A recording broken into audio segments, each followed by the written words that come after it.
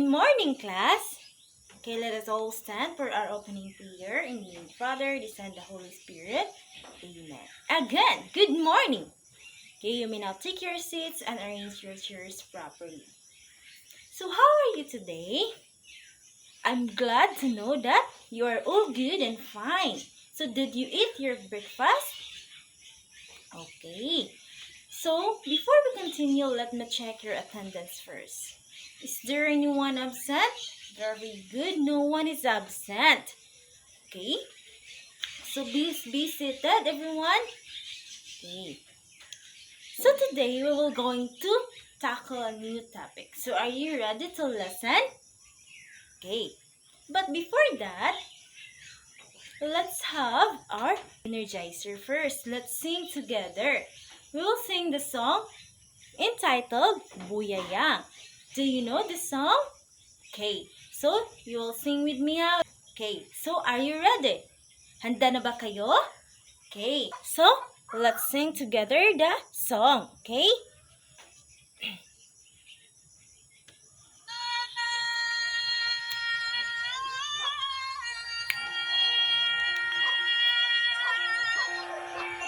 Buyayang, buyayang sa tubig.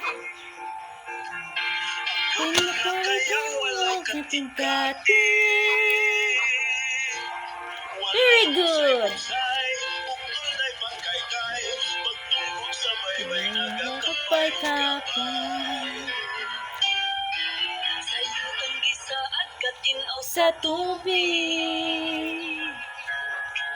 Tayo lumagalinaw ang ibig. Apan isang araw, puno ay umulan, nawasak lahat ng aming kabuhayan.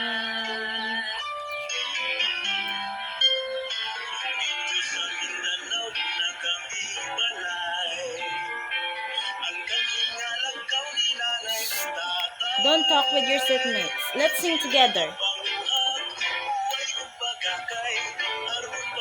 Okay, clap your hands.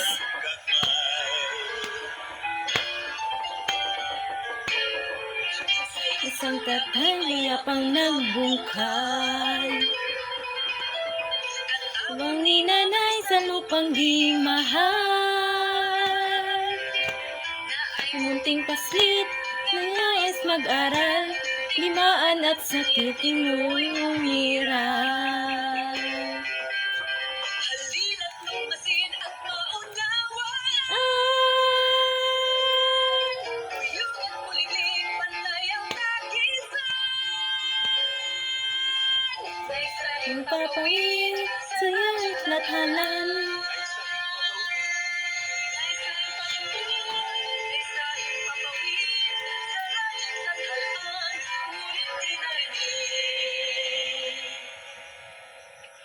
Tinig ng bayan.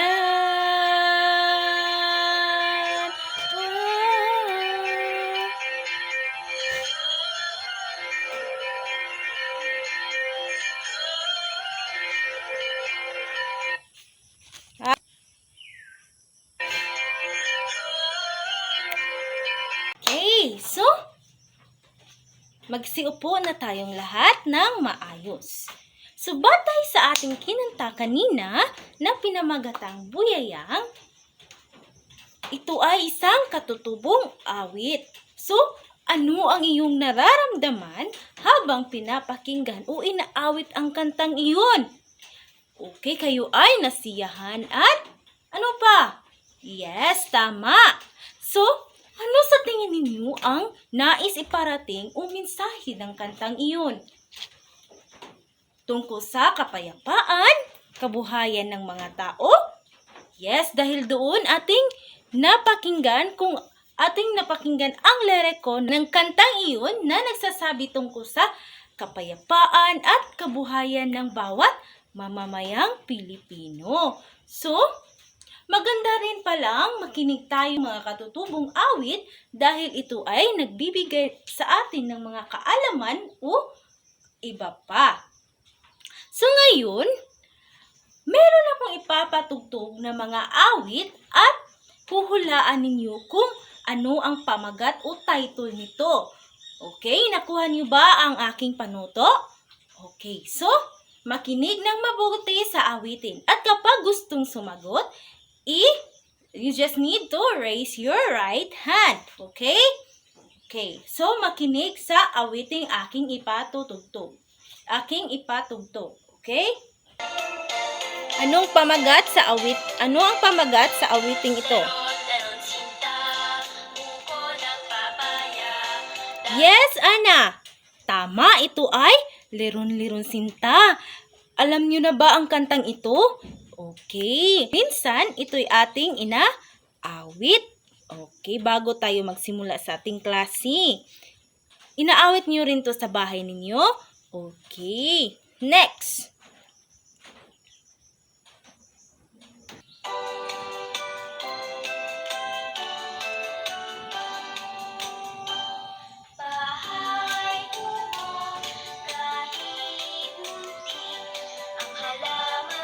Yes, Alex. Tama, bahay kubo. Alam ko na alam na ninyo kung ano ang mga pamagat ng kantang ito dahil minsan atin itong napakinggan at inaawit dahil ito ay mga pangbatang awit. Next, we have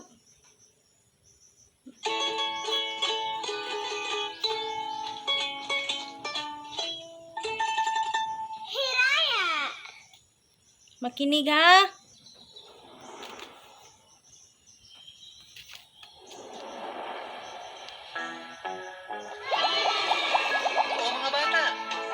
Awitin natin to. Tong tong tong pakitong kitong. Tong tong tong tong pakitong kitong. Alimango sa dagat. Yes, Dave. Tama. Tong tong tong pakitong kitong. Mabuti dahil alam ninyo mga magagaling kayong lahat. Ito pa.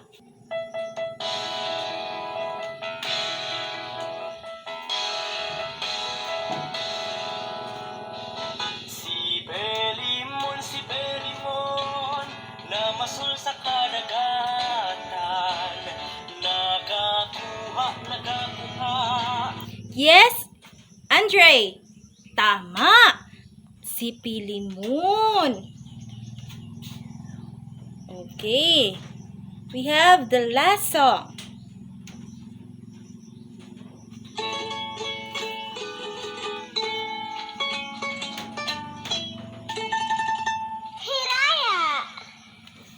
Hindi yun.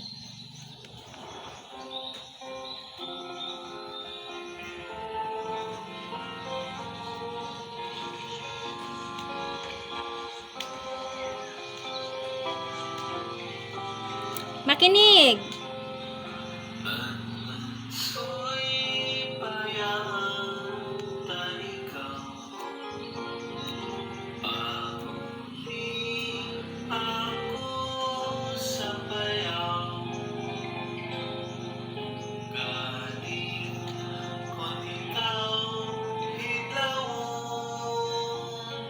Oh, ano ang pamagat sa kantang ito? Hindi nyo alam?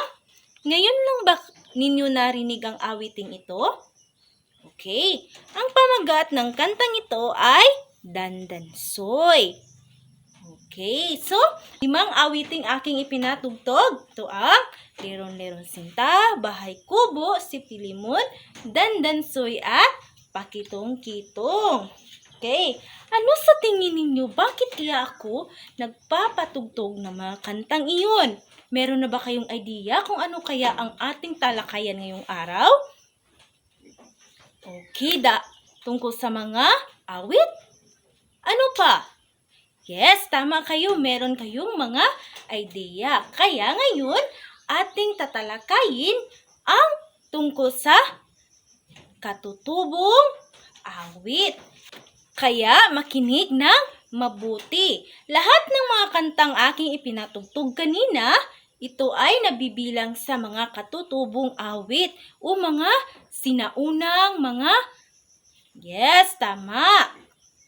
Ang katutubong awit, ito ang mga awiting nagbibigay buhay ng mga sinaunang tao. Katutubong awit ay sumisimbolo sa isang lugar, bagay, pamumuhay ng isang tao o isang lugar. So, hindi lamang ang mga katutubong awit ang nagpapahiwatig sa mga kabuhayan, pero tungkol din sa isang bagay o isang lugar na sinasakupan o sa taong gumawa ng kantang iyon. Kaya, mahalaga na matutunan natin kung ano-ano ang mga halimbawa ng katutubong awit at bakit mahalaga ito sa atin ngayon. Bakit patuloy pa rin natin itong inaawit. So, ang mga katutubong awit ay sumisimbolo sa isang bagay, isang lugar o isang tao o pamumuhay ng mga tao o sa ating bansa. Kaya mayroong iba't ibang katutubong awit ang bawat lugar o bansa. Kahit dito sa ating Visayas, Mindanao at Luzon. Meron akong ipapakitang mga halimbawa ng awitin sa Visayas. Ito ang Dandansoy na ating pinakikinggan kanina, Sepelimon, Pakitong-kitong at Ili-ili tulog anay. Alam niyo ba ang kantang Ili-ili tulog anay? Oo, ito ay ginagamit kapag ang isang ina ay nagpapatulog ng kanyang anak. Yes, tama. Minsan na ba kayong inaawitan ng iyong ina ng Ili-ili tulog anay? Okay, so hindi na bago sa inyo ang mga kantang ito dahil palagi niyo itong maririnig kahit saan, lalo na kapag ang kasama ninyo sa bahay ninyo ay ang iyong mga lolo o kahit iba pa na alam ang mga kantang iyan. At sa Mindanao naman, ang mga halimbawa ng kanilang katutubong awit ay ang kulintang, piyaganak, ayaw kang magtangis at kambayuka. Ngunit sa kasawaing palad, hindi ako nakakuha ng mga awiting ito. Kaya, kayo ay aking inaanyayahan na mag-research sa mga kantang sinasabi ko. Okay? Alam niyo ba na mahalaga na ating matutunan at malaman kung ano ang mga katutubong awit sa ating bansa? Lalo na sa ating lugar na ating kinagigisnan. Sa inyong mga lugar, meron ba kayong nalalaman na mga katutubong awit? Wala? Kaya tanungin ninyo ang inyong mga lulu at lula dahil alam ko na may alam sila dahil sila ay mga nabibilang sa mga katutubong tao. Okay.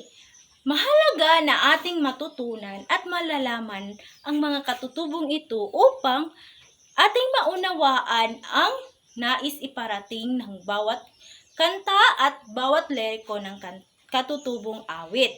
At malaman din natin kung saan ito nagsimula at bakit patuloy pa rin natin itong inaawit.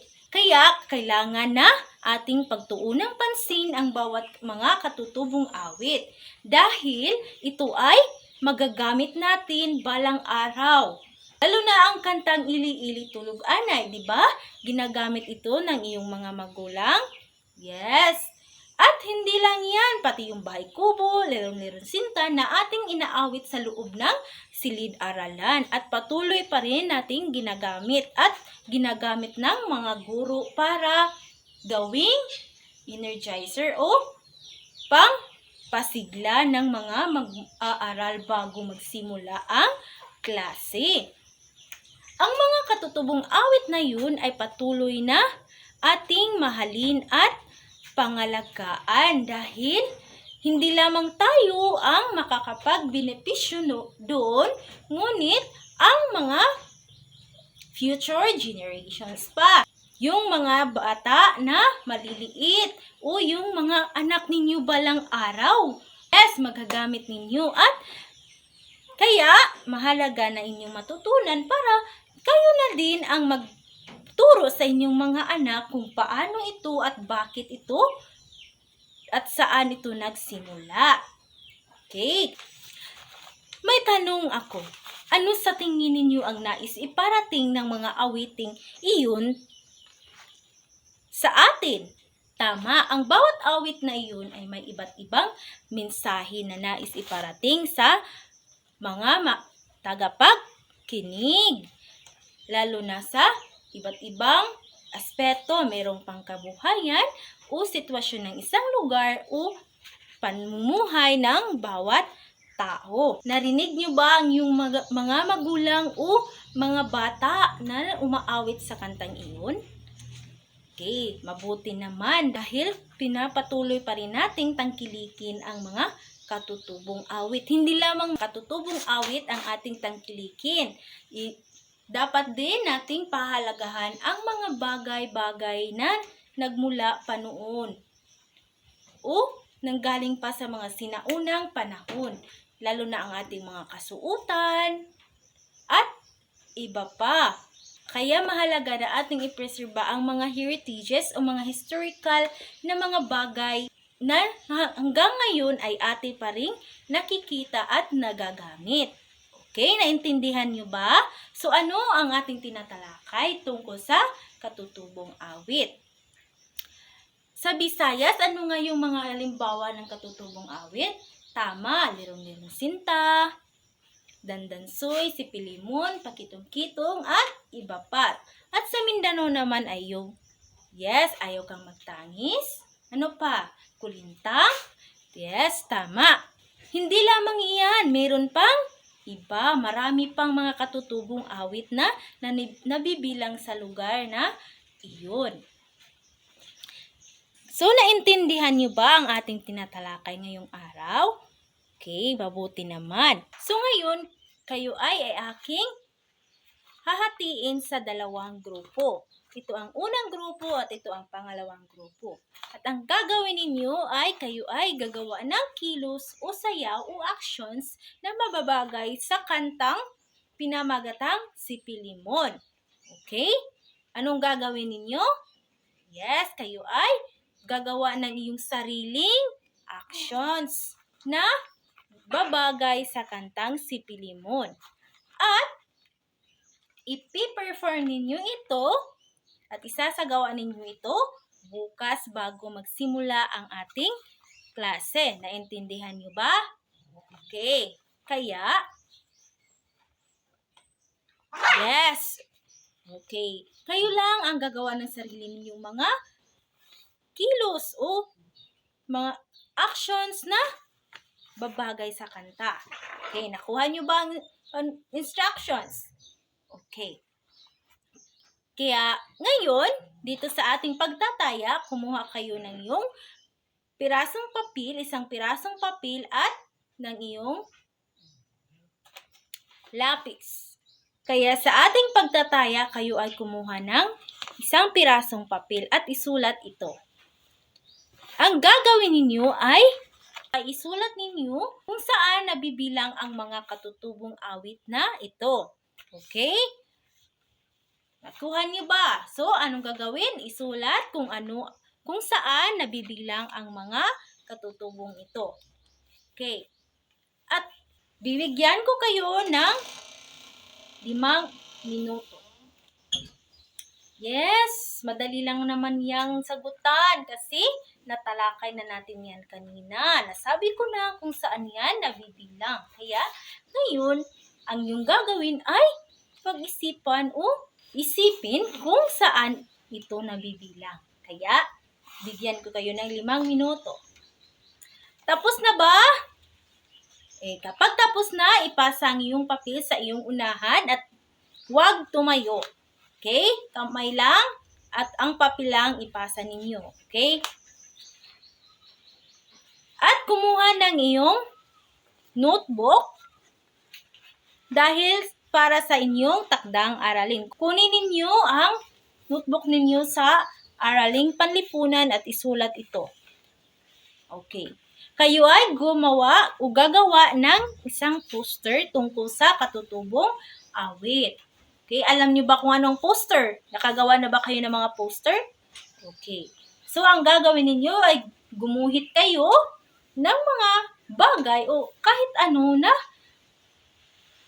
nagtutukoy sa katutubong awit, kung ano ang iyong naintindihan sa mga katutubong awit. Okay? So, naintindihan niyo ba? Wala na ba mga katanungan? Okay. At tungkol naman doon sa inyong group task, bibigyan ko kayo ng oras dahil meron pa tayong 10 minutes bago matapos ang ating klase. Kaya, ibibigay ko to sa inyo upang kayo ay mag-practice or mag-ensayo kung anong mga kilos na inyong gagawin. Okay? Okay, you may now go to your groups and discuss what actions or... Okay. Okay, classes, our time is done. Let us all stand and pray. In the name of the Father, the Son, and the Holy Spirit. Amen. Paalam na mga bata.